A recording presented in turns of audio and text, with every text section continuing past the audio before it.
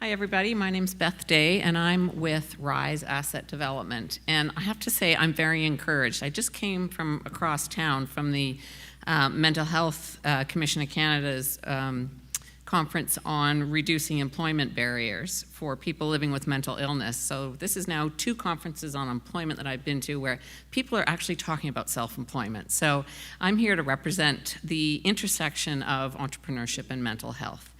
So you can see from the screen what we do at Rise. We are a national nonprofit currently operating in Ontario but looking to expand. So I'd love to have conversations with any of you later on. So Rise has been around since 2009, so my lifetime, Megan. We were founded through a partnership between the Rotman family and, by extension, the Rotman School of Management at U of T and CAMH.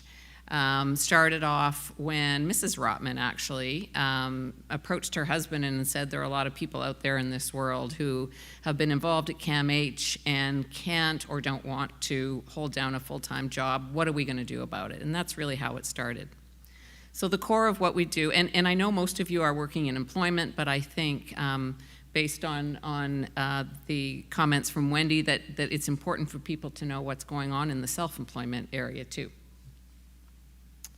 So I don't need to tell you about these statistics. In fact, across town at the Mental Health Commission conference today, the statistic that came out was that by the time we are 40, 1 in 2 has experienced some form of mental health challenges. So those are the people that we work with at Rise. So who is a Rise entrepreneur? It's someone who is considering self-employment as a way to creating meaningful employment for themselves. We work with people who they have to self-declare that they have some form of mental health or addiction challenge, and that they can't get help from a traditional bank. So you know, if your bank can lend you money to start a business, you probably don't need the services of Rise.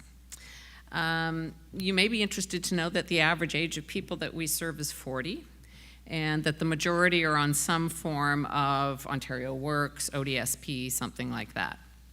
And they do report to us that reliance, that they can not necessarily get off, but reduce their reliance on those kinds of supports. So just quickly, what we do, we have a couple of different training programs to help people who have an idea of a business turn it into a business plan. So we have one directed at youth and one non-youth. We call it our peer program. And those are sort of month-long programs that involve a combination of classroom work, working with coaches and mentors, to put together a business plan and launch the business. We operate in 6 cities across Ontario with a partnership model. So my colleague Elle is here from Causeway, and those of you who were here earlier this afternoon would have heard the great story from one of her clients who had a really great story of starting her own business after experiencing challenges. So those are the kinds of people that we work with, and I'm glad that she was able to come here this afternoon. So the other piece that I wanted to talk to you about is just how we measure our impact. There's a lot of talk about how we measure impact, how we talk to our funders about what we do. And so I just put this slide together to show you that there are a number of things that we measure at Rise to talk about the impact of what we do. So obviously we can talk about the number of people we put through our training programs. We can talk about the number of people that we lend. We can talk about the amount of money that we lent out, which is $1 million. We just passed that a couple months ago, so that was big.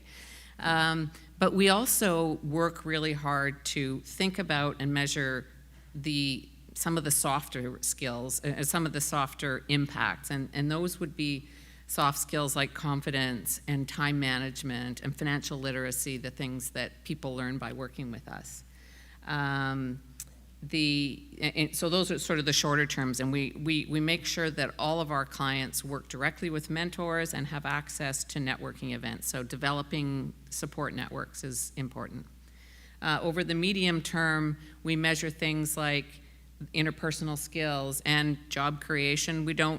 It's not one of our biggest metrics, but we do look at that.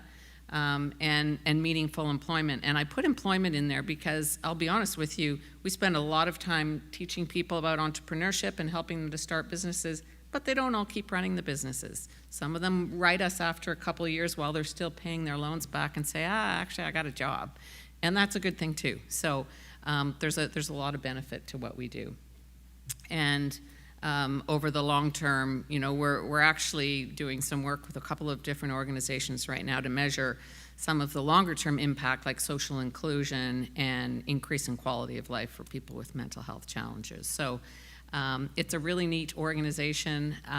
We are looking to expand across the country, as I said, currently working in Ontario, but we firmly believe that there are other communities across the country that see the need for helping people beyond the training stage to help them actually start a business. So that is what we do. I'm here the rest of today and tomorrow, and I'll look forward to speaking with as many of you as possible. Thank you. Thank you.